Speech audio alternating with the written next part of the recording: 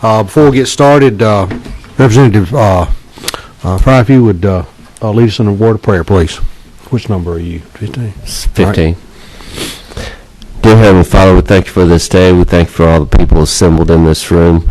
We pray for the wisdom of Solomon when we make decisions that affect the lives of the citizens in the state. We pray for everybody around the Capitol that's sick and has this illness that's afflicted us all. And in your holy name we pray. Amen. All right. The first piece of legislation will be House Resolution 474. Representative Hughley, are you going to be presenting that today? All right. Okay.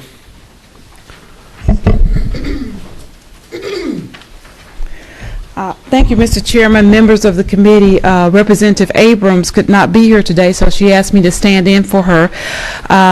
I bring before you House Resolution 474, and basically this resolution creates a House Study Committee on grandparents raising grandchildren and kinship care. Currently in our state, more than 110,000 children are being raised by grandparents or in some type of kinship arrangement. Some of those arrangements are formal through foster care, some are informal. And these families face tremendous challenges on a range of issues. And personally, for about 5 years, my husband and I were raising two of his little cousins, and we were in session one year, and I got the call that we had two children, a 6-year-old and a 7-year-old, when I got home that weekend. And so we had to do everything from finding clothes for them, getting them in school, trying to get health care for them, and trying to get emotional supports for them because their mother was incarcerated and their whole life was turned upside down. So these children not only need the love and support and nurturing that all children need, they do have special needs. And you know, most of the times when you have children, you have at least 9 months to think about it, that you're going to go into this arrangement. But normally these situations happen very quickly, and overnight your whole life is changed and you're trying to take on this responsibility. So we need to study the issue because it is so prevalent in our state. And one of the handouts that I gave you was a listing of the members of this committee and how you all rank in the state of Georgia, the percent of children in your districts that are being raised by grandparents, and the rankings are how you rank in the state of Georgia. This issue is so important to Representative Abrams because of the fact that in her district some 10% of children are being raised by grandparents. And so what she's asking for is a study committee for us to study the issues associated with grandparents raising grandchildren and kinship care so that we can have a systematic way of meeting the needs of these children, because they are indeed our children, and the best place for them would be to be in an arrangement with people that they know, as opposed to going into foster care and being separated completely from their family. So with that, that's basically it, Mr. Chairman. I know you all have other measures, and I'll be happy to answer any questions that anyone may have. Okay. Does anyone on the committee have questions for the presenter of the bill? I've got a couple, and it deals with the members and officers of the committee. Okay.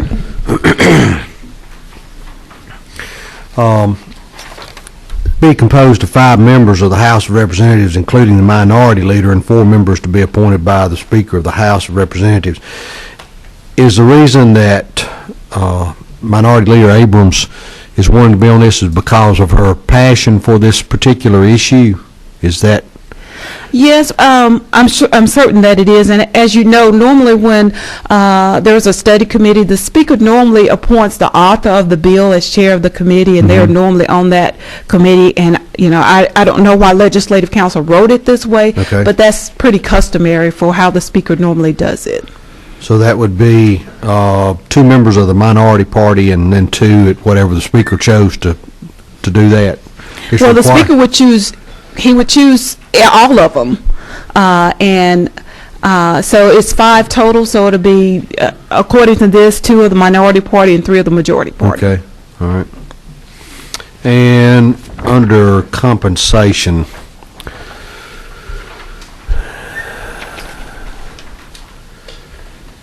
all she's asking for is 5 days. 5 days, right. Legislative Council, can you tell me what the compensation, it's not in here, but it's in the code section. It is 2818. I've looked at that so many times, I should have it memorized. Bear with me just a second. It is probably just the regular daily diem. allowance that we get, the daily per diem that we get plus the mileage. Okay. I just want to make sure on that, that's what it is. Yeah.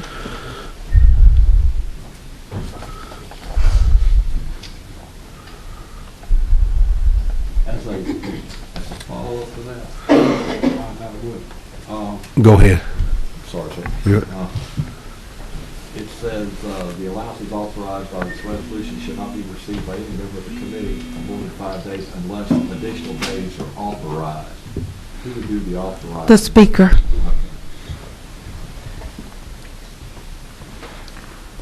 Trust me, he's not going to do that.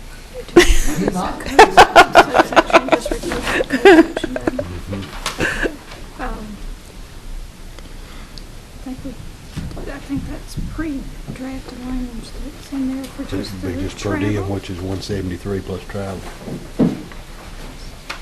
This is a mileage allowance. Do you know whether or not she has got, It says $75. The daily expense allowance will remain at $75. That's pulling up the current code. I'm sorry to read it like this. But Okay. That's what we've got in the travel. okay. All right. Does anyone else have a question for the presenter? We didn't have anybody signed up to speak, but is there anyone else out there that would like to speak on the bill? Okay, come on up.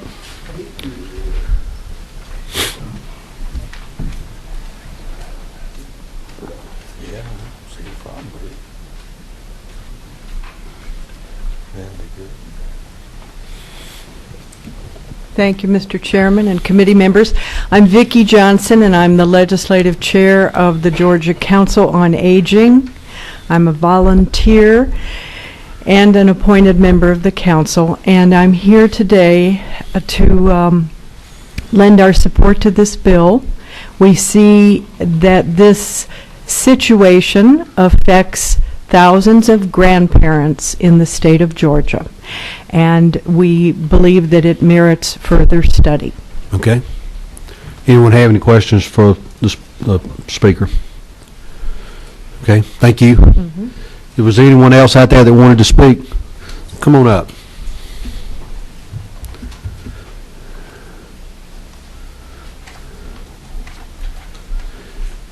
If you would, tell us who you are and who you represent. Thank you so very much for this opportunity. My name is Imogene Davis. I am a resident of Fulton County. I'm very passionate about what's going on here today. I've been working on this issue since 2005, and it's now 2015. I raised my granddaughter. She's now 20 years old, second year in college. I'm real proud of her. And there were a lot of issues that we encountered. There are grandparents who are not as like I am, who can advocate for the things that their children need. There are a lot of grandparents who are not like me, was able to live on my salary. I took early retirement to raise my granddaughter, and it was difficult, but a labor of love. I wouldn't have it any other way. We are so thankful that you're looking at the opportunity to study this, because I'm saying from 2005 to 2015, we're looking to see that some things have changed. Children need intervention early in their lives. And if we can do something to get those young children started in the right direction, having the things that they need and the supplements that they need, it would be fantastic. And we want to thank you again for the opportunity and hope that you will support our issue. Thank you very much. All right. Thank you, ma'am. Is there anyone else out there that would like to speak on the bill that didn't sign up?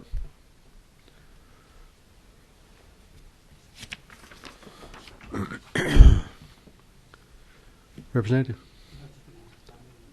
That would be fine. We're at that posture right now, so. Do pass. Do I have a second? Second. Do I have any other discussion on the resolution? One question, Mr. Yes, sir. Let's see, what number are you? I'm, 5. All right. One question, is it accurate then that this is basically a cost of about $4,300 plus or minus? Did y'all figure what, if you look at the per diem for 5 days? Yeah. That's the limit of the expense, right? 5 days is Okay, in, that's unless the Okay. speaker authorizes. Right, unless the authorizer Uh-huh. is plus or minus $4,300. Okay, thank Yes. you. Okay.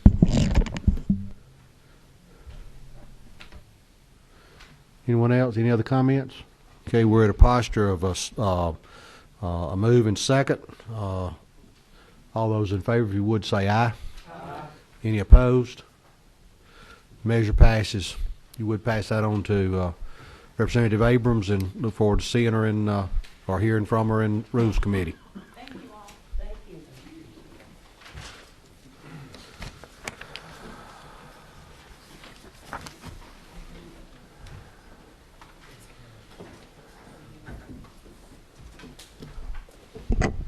Okay, we are ready to start on House Bill 512. We'll be working from LC 37-1959 ERS. Representative Jaspers, if you're ready, we would like to hear what all you have to say on this. Thank you, Mr. Chairman.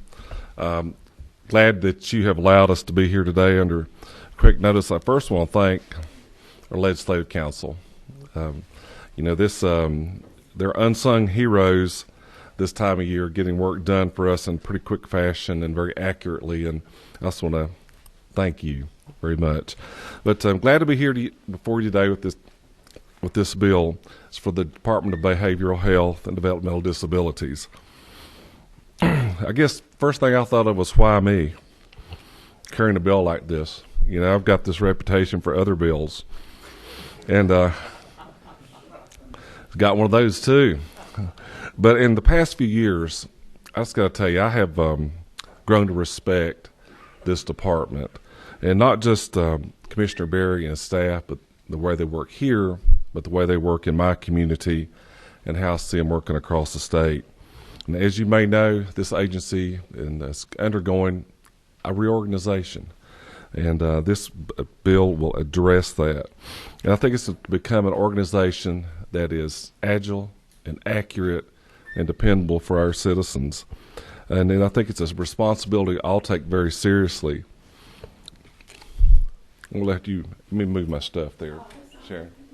Oh, go ahead.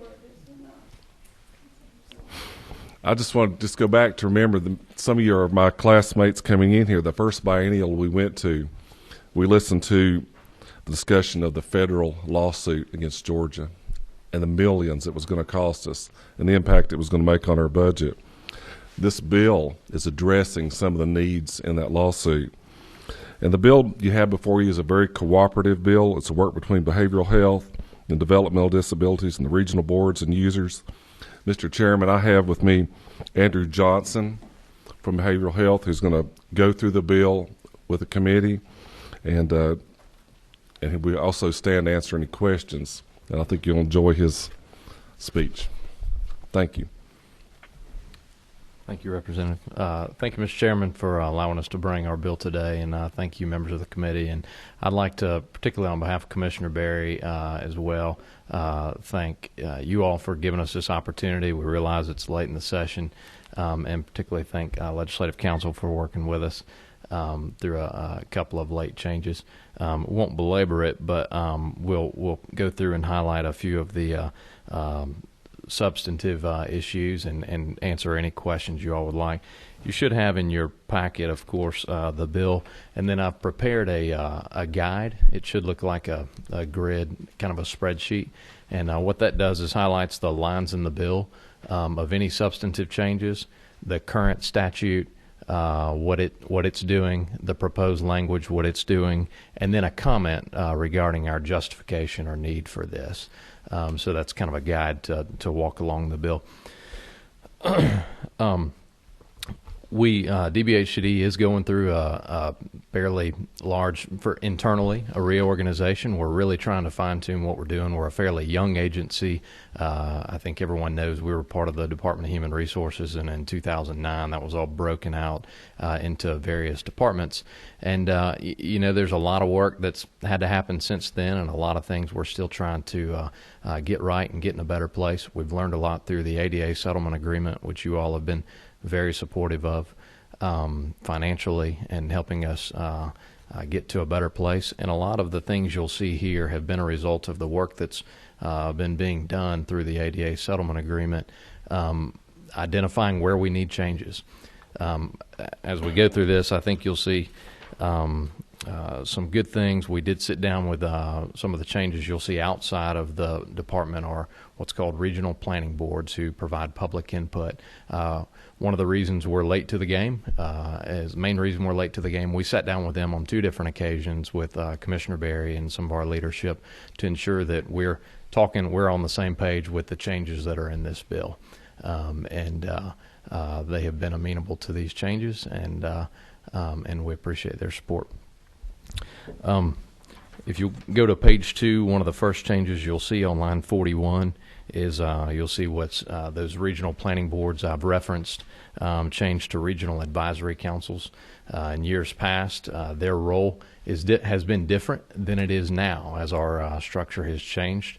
They are more of a public advisory body, and we wanted to change their names to reflect that. And again, they were in agreement with that. On down, you will see on line 53 and 54, our budget allocations used to be made to the regional offices, and they then took those budget funds and contracted with providers directly. We are managing contracts and overseeing contracts. That will occur from the central office now. We will still have local regional offices who will engage with providers and still have staff there to help us with that oversight. But contract integrity and contract management will happen from the regional office level because we're responsible ultimately for ensuring that safety net is in place for Georgia. If you go on down, the next major provision is on page 3. Starting at line 95. This provision is one that you will see later in the bill. It was a power that was reserved to the regional offices, and as the regional offices, again, as we centralize some of those functions, that has simply been picked up from there and put over into the statute that is concerning the overall department rather than the specific regional office. The functions itself occurring within our department does not change. It's just the accountability now lies with the central office rather than the regional office itself. And if you'd like to stop me at any point to ask any particular questions, or if you want to move through, we can discuss that at the end. Again, if you on page 4, another major provision, line 128, similarly, the requirement for a database and network to be developed was once the responsibility of the regional office. That's clearly the responsibility of the overall department. We're doing a lot of things to facilitate that, and so we've moved that from the regional office statute over into the department statute. Again, more language around the advisory councils on page 5. In Section 3, starting at lines 160 and getting to 163, it had become a little bit unclear as to the role in recent years as to the role of the planning boards, what their actual role and relationship was with the department. And sitting down with them, we wanted to more clearly state what the role of the advisory councils would be in working with the department. You'll see one of the later provisions that was struck was this annual plan that they were working with our folks to submit to the department. There were a lot of questions around it. It wasn't really used in an effective way, and it wasn't necessarily data informed. And so you will see that struck later in the bill. This section here in Section 3 was more around getting to the actual responsibility of the advisory councils. Again, on page 6, that's more name change from regional office to local office and planning board to advisory councils. No substantive changes there. You'll see on page 7, lines 227, this is old language. You'll see the reference to year 2002. Again, there are a few places in this bill where we are striking language that the way the department operates now in its current independent state is, I say independent state, no longer part of DHR, old language that no longer applies to the way we operate today. Page 8, you'll continue to see more of the name change.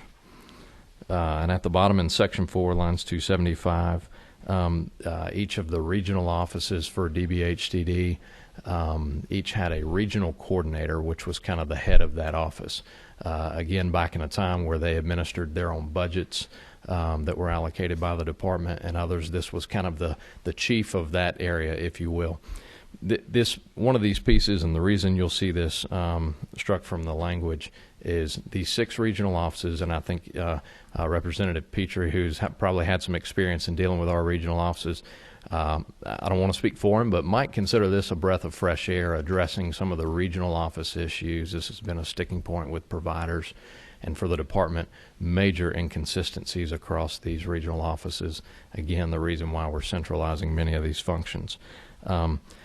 These folks will now be supervised and managed again as these functions are managed through the central office. We will have local staff who engage with providers in the local community, as well as people there overseeing them, but we no longer have the need for this person who's administering the budget locally and doing that level of work. On page 9, you will see even the next provision, the regional coordinator had the authority to appoint staff. Obviously, that's no longer needed as well. Section 5 on page 10, you will see several things here that were both the regional planning boards and the local offices, functions that were occurred with them that will either occur now within DBHCD as department-wide, again managed centrally through our staff at the central office with partnering with our staff in the local office, and again some of the things that are no longer necessary to the way that we're operating today. Page 11 on down again, similarly, you will see regional office specific language that is no longer applicable as we've gone through, as we're going through this reorganization. That's the bulk of the changes in the bill. Just to make a couple last comments on the department reorganization, we feel very strongly that Commissioner Berry has now been in just shy of 3 years. Took probably that first year and a half to really assess the staff, the operations of our department, and has seen the need, along with this being particularly the regional structure, has been of high interest to the U.S. Department of Justice as they've been in Georgia reviewing how things operate here. And quite honestly, it's been a sticking point because of all the inconsistencies that have led there. Commissioner Berry and we feel that what you get in Region 1 in North Georgia should be the same thing you get in Region 5 in South Georgia. And no matter where you go in the state, they should all look the same, they should all feel the same, and people should have the same access to those services. So we feel that these are removing some old barriers that are in our system, and we feel we're headed the right direction. And I think it will be welcomed from providers who are really the only folks outside of this that would likely have any interest here. And otherwise, it's mainly a department reorganizational bill, and we would appreciate your support, and I'm glad to answer any questions.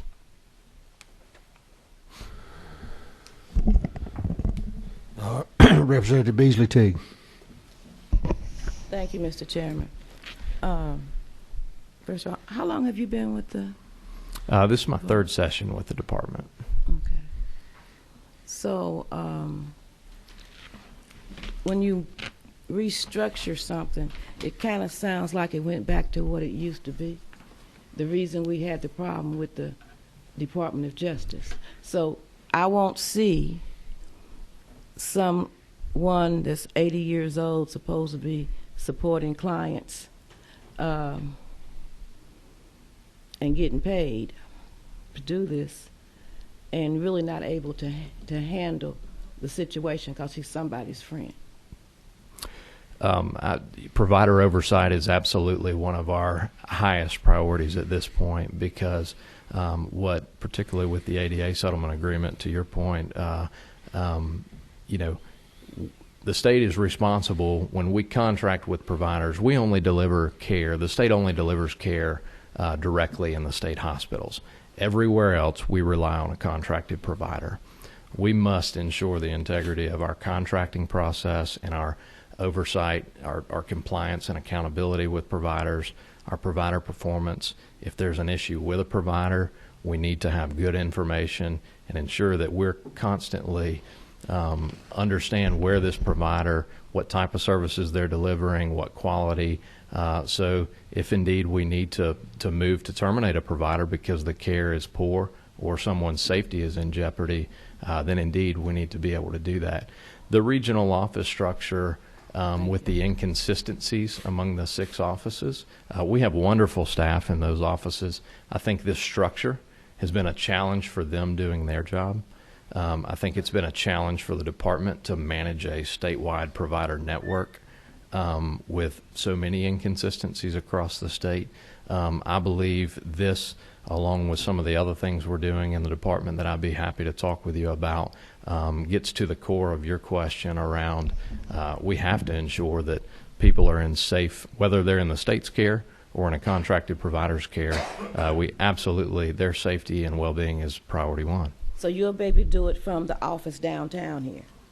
That's what I'm saying. It won't be like it was. I don't want you to move back to where you were. Absolutely. You've been here 3 years. You know that this will not take us back. So Okay, my name is Sharon Beasley Teague.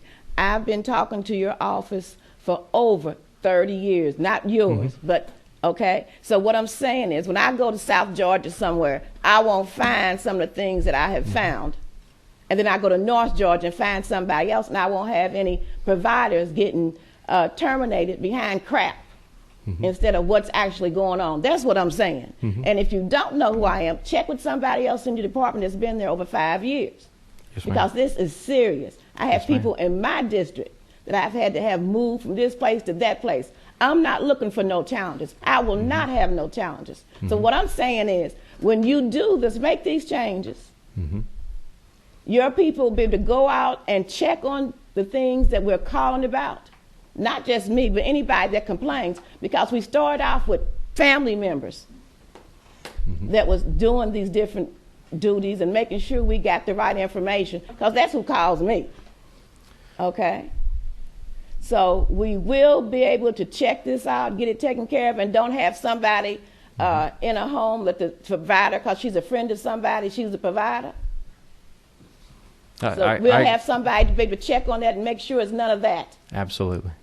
And Representative Beasley Teague, I appreciate your comments. What in our reorganization, one of the things we're doing is, rather than having individuals necessarily only at the local level who are overseeing these, as we have moved things around from a more functional model, we've moved things into, we have a division of compliance and audits, and we have a division of provider performance and quality. This hasn't happened before, and what we didn't have was, when we had issues with provider quality or indeed compliance, maybe they weren't even, maybe they didn't have the correct license or whatever it was, is that information getting to where it needs to be in the department so we can move for termination, or is it somebody, is the person who's going out to check, who's doing the compliance work, also the same person who's doing the technical assistance, which should never happen, because then you get into that conflict.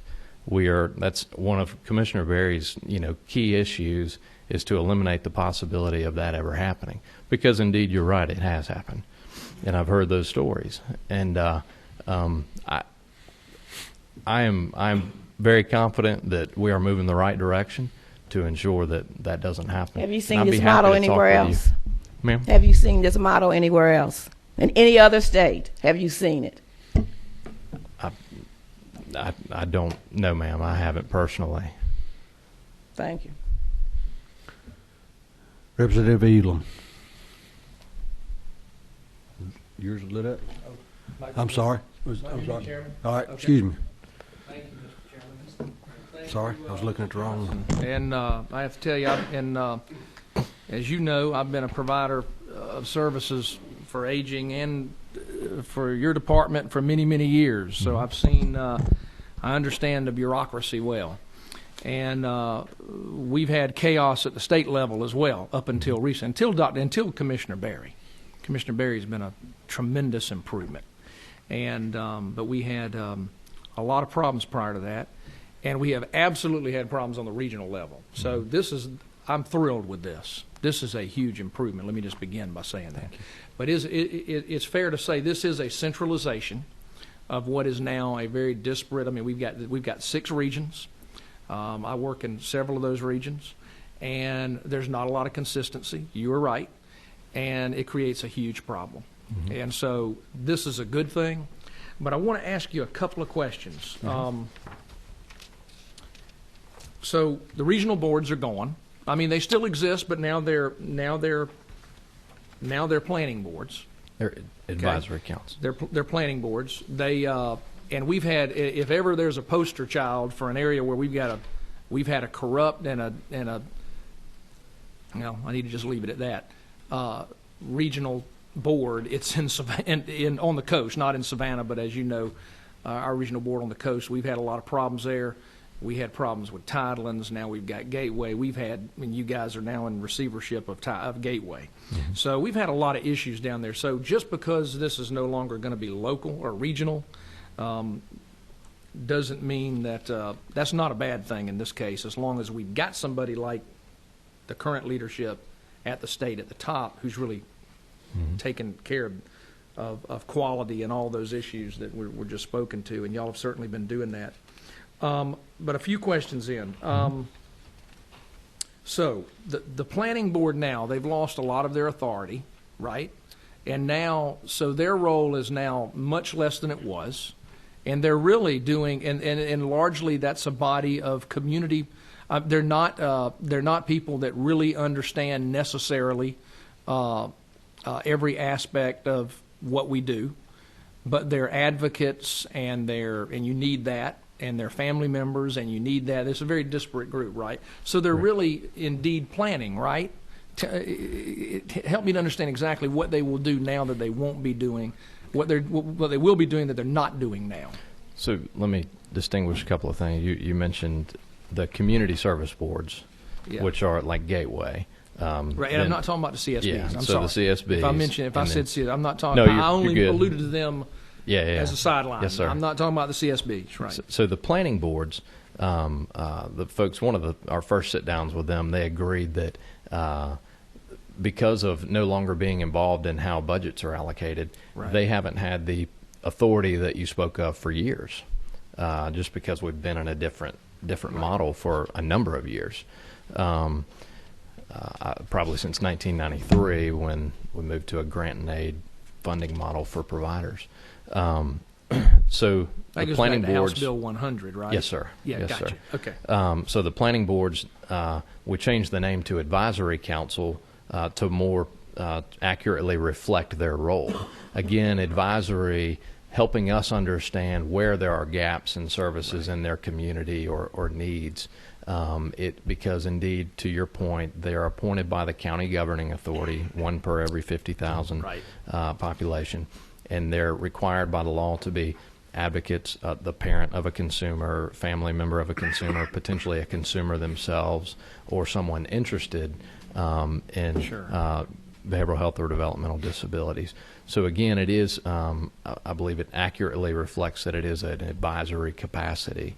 Authority, no sir, no authority over true planning or operations other than we do need to know when something's not working. You know, hopefully Amen. we will know from them. But we don't want to eliminate public input. Well, I was emphasizing that because that is indeed the best role for a citizens planning board, or what really is a planning board. That is really what you need to hear them. You need to hear their voice. We need to hear what they have to say and where there are issues in the community. But they really have proven themselves not to be capable of leading or operating. And so I think this is an improvement in that regard. So the regional coordinators are gone, and right now, as you pointed out, those are basically local leaders in the 6 regions. Is that a savings to the state, the taxpayers there? Is there a savings associated with losing those positions? Currently, 2 of those positions are empty, Right, and they okay. have and we have not refilled those in anticipation of these changes. Okay. A couple of those folks, and a couple of those folks are going to be in different roles within the department. But there will no longer be 6. I can't speak to a number of reduction in force in this. Okay. While I don't foresee mass things, I do believe overall that there are potentially some positions eliminated. There will be some positions eliminated. You've eliminated in this. Really 6 positions. You're saying 2 are already going. You've really eliminated, though, 6 fairly well-paid positions. Correct. On a regional leadership position. So that should benefit, ultimately, our budget. Last question. Mm-hmm. So you really have erased lines. We have 6 regions. We've kind of erased those lines, right? Help me to understand this. Allocation of funds to right now, which is done based on regions. So I'm down in South Georgia. Folks in South Georgia, Southeast Georgia, Southwest Georgia, everybody's got a region. How do we know that, make sure that each region is going to be fairly granted services? So the regions per statute, and another code section, the regions themselves are not going away. Okay.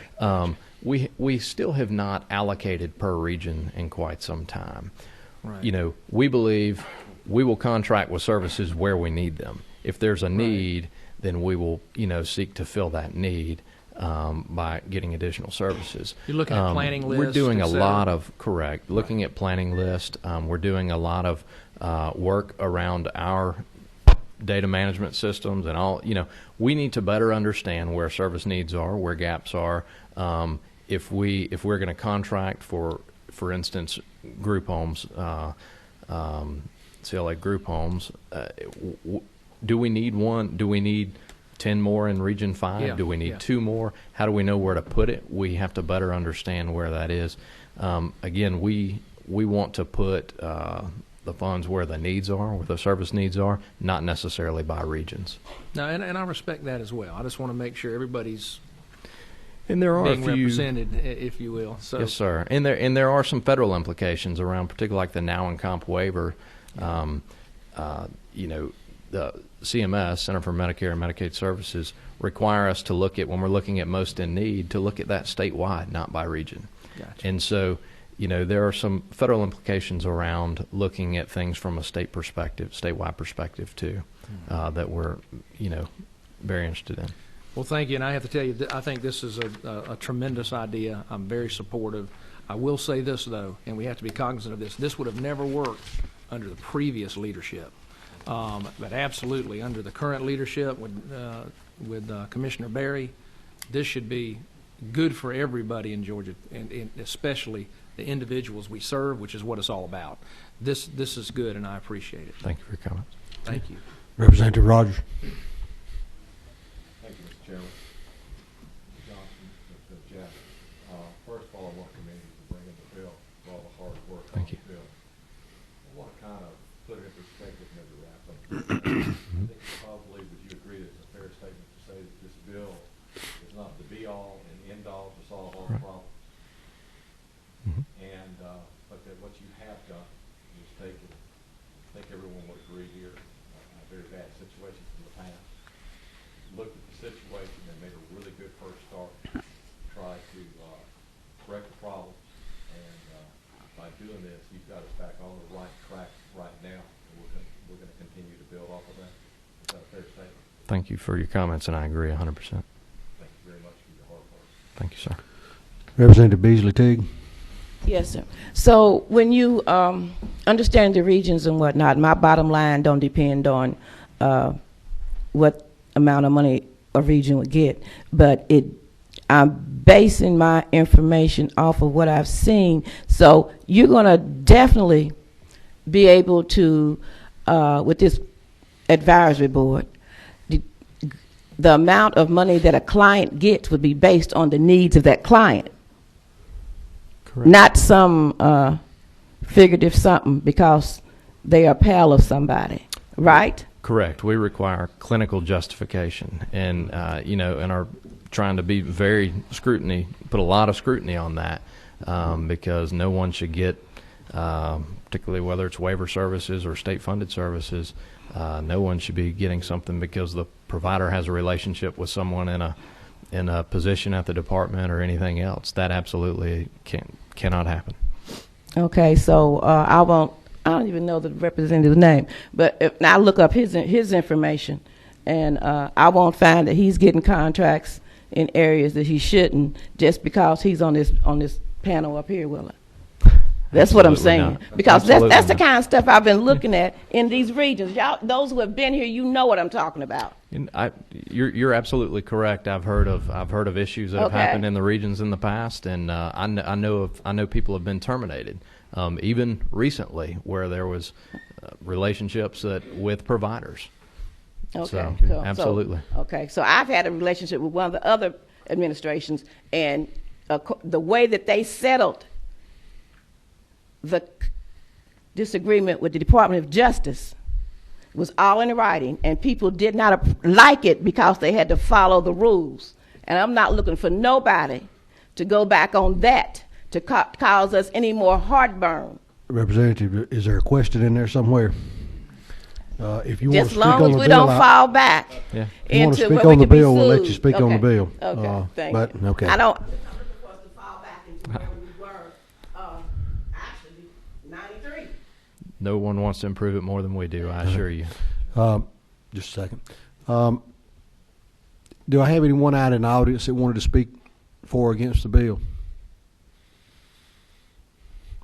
Okay. Representative Jaspers, you want to sum up everything? You want to allow Mr. Johnson to sum up, or Please go ahead. tell us what a good thing we're going to do if we pass this bill? And thank you, Mr. Chairman. You hit the nail on the head. We would appreciate your consideration of this. We do indeed believe that this, to the representative's point, that this is a starting point. We believe a lot of the work that has been done. Look, the reason the Department of Justice was here in Georgia is because we had problems, period. People were dying. People could not access care when they needed to. They're not here for no reason. It's our goal to get in a better place and be able to do it. Hopefully that they'll leave because they say, Georgia, you are indeed in a better place. And we feel that this is a big step towards that. And it's not just compliance, but it's about serving people. As Representative Peters said, and that's our goal. Commissioner Berry, his whole career been working in public service, serving people with behavioral health and developmental disabilities, and moving from a provider to being a provider to this position. He worked for a community service board. He understood the issues from that perspective, and now understands them from this perspective, and we think this is a bill that takes us in the right direction, and we would appreciate your All support. right, thank you. Representative Rogers. Mr. Chairman, thank you. Yeah, we could sit and debate this all day long. I think we've reached a resolution. You guys have done a great job, and based on that, it's time to go to work. So I'm going to move that we do pass. Thank you. All right, I have a move to pass. Have several seconds. Is any other comments or discussion about the legislation? All right, this time we'll take a vote. All those in favor of the measure, if you would say aye. Aye. Any opposed, like sign. Measure's passed. Thank you, Mr. Chairman. Thank you, Mr. Chairman. Thank you, members We of are the committee. adjourned.